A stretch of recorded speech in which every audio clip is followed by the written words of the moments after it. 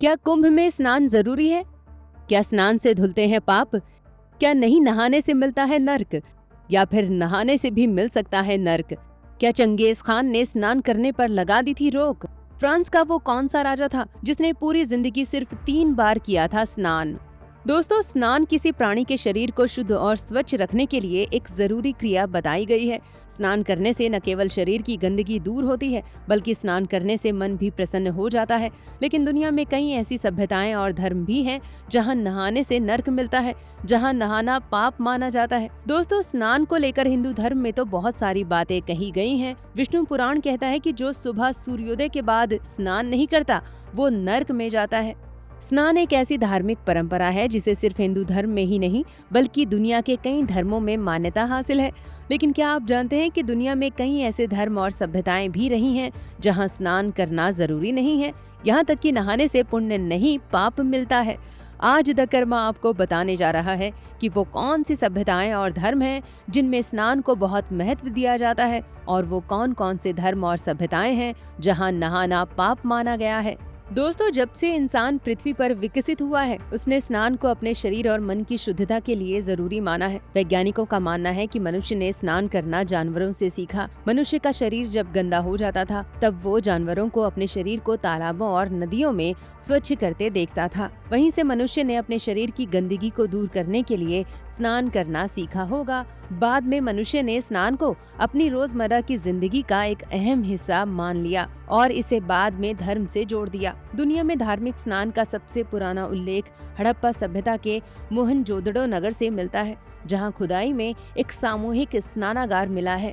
माना जाता है कि सिंधु घाटी सभ्यता के लोग किसी भी धार्मिक पूजा पाठ से पहले सामूहिक स्नान करते थे। मिस्र और मेसोपोटामिया की सभ्यताओं में भी स्नान को एक धार्मिक परंपरा माना जाता था। मेसोपोटामिया की सभ्यता में न केवल इंसान बल्कि देवताओं को भी किसी भी पूजा से पहले स्नान कराया जाता था। रोमन सभ्यता में भी सामूहिक रूप से स्नान करने की परंपराएं थी। लेकिन दोस्तों, ऐसे कई धर्म और सभ्यताएं भी रही हैं जहां नहाना एक पाप माना जाता है। यूरोप में कई शताब्दियों तक पानी के अंदर डुबकी लगाकर स्नान करने को पाप माना जाता था। वहां ऐसी मान्यता थी कि पानी के अंदर डुबकी लगाकर स्नान करने से बुरी आत्माएं इंसान के अंदर बीमारियां फैला देती हैं। मंगोल के बर्बर राजा चंगेज खान ने तो अपने कबीले के लोगों को स्नान करने पर दंड देने की प्रथा लागू कर दी थी। चंगेज खान का मानना था कि नदियों और तालाबों में स्नान करने से नदियां और तालाब गंदे हो जाते हैं और इससे देवता नाराज हो जाते हैं। चंगेज खान ने तो नदियों और तालाबों में कपड़े धोने पर भी रोक लगा दी थी। और दोस्तों, अगर ऐसा करते हुए कोई पकड़ा जाता था तो उसे सीधा मृत्यु दंड दिया जाता था। चंगेज खान के इस तानाशाही फैसले की वजह से उसकी सेना बदबूदार हो गई थी और सैनिकों को कई प्रकार की स्किन रिलेटेड बीमारियां भी हो गई थी। दोस्तों, आप ये भी जानकर हैरान रह जाएंगे कि फ्रांस की परंपराओं में भी स्नान को बहुत महत्व नहीं दिया जाता था। कहा जाता है कि फ्रांस के सम्राट लुई 14वें ने अपनी पूरी जिंदगी में सिर्फ 3 बार स्नान किया था। फ्रांस और मंगोलिया में ही नहीं, भारत में भी कुछ धर्मों में स्नान को बहुत ज्यादा महत्व नहीं दिया जाता। दिगंबर जैन साधुओं की धार्मिक परंपराओं में स्नान करना मना है। दिगंबर जैन परंपराओं में ऐसा माना जाता है कि ये शरीर नश्वर है और इसकी शुद्धि के लिए स्नान करना जरूरी नहीं है।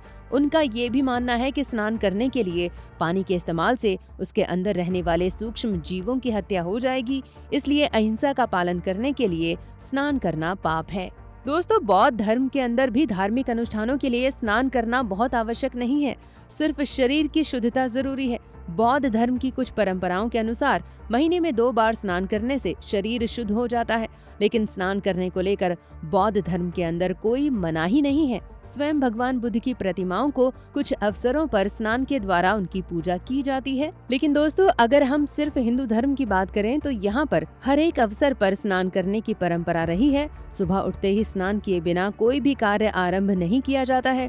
सुबह स्नान करके भगवान सूर्य को अर्घ देकर संध्या पूजन करने की परंपरा है। हिंदू सनातन धर्म में न केवल सुबह बल्कि शाम को भी सूर्यास्त से पहले स्नान कर भगवान सूर्य को अर्घ देकर संध्या पूजा की जाती है।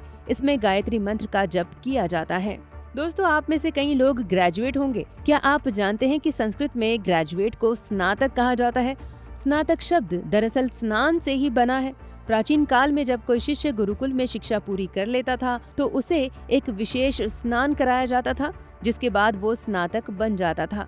स्नातक शब्द स्नान से ही निकला है। दोस्तों यही नहीं, राजा बनने से पहले या किसी भी यज्ञ के पूर्ण होने के बाद भी विशेष प्रकार के स्नान किए जाते थे। किसी भी यज्ञ को पूरा करने के बाद राजा को जो विशेष स्नान करना होता था उसे अवभृत स्नान कहते थे। इसमें कई नदियों का पवित्र जल लाकर राजा के ऊपर डाला जाता था। यहाँ तक कि हिंदू धर्म में कोई चौकी के अंदर भी बिना स्नान किए नहीं जा सकता था। अलग अलग धार्मिक अवसरों पर नदियों में स्नान करने की परंपरा रही ही है। दोस्तों कार्तिक महीने में पूरे महीने नदी में सूर्योदय से पूर्व स्नान किया जाता है। माघ महीने में संगम के तट पर पूरे महीने सूर्योदय से पूर्व स्नान करने की परंपरा रही है। इसके अलावा मौनी अमावस्या, सूर्य ग्रहण, चंद्र ग्रहण और किसी भी पर्व के अवसर पर नदियों में डुबकी लगाकर स्नान कर अपने तन और मन को पवित्र करने की परंपरा हिंदू धर्म में हजारों सालों से चली आ रही है। दोस्तों हमें उम्मीद है कि आप भी महाकुंभ के संगम में स्नान करने के लिए जरूर गए होंगे या फिर जाने का प्लान कर रहे होंगे। तो अगर आप ऐसा कुछ प्लान कर रहे हैं, आपसे रिक्वेस्ट है कि आप हमारे इस वीडियो को जरूर लाइक करें और हमारे चैनल द कर्मा को भी सब्सक्राइब जरूर कर लें। धन्यवाद।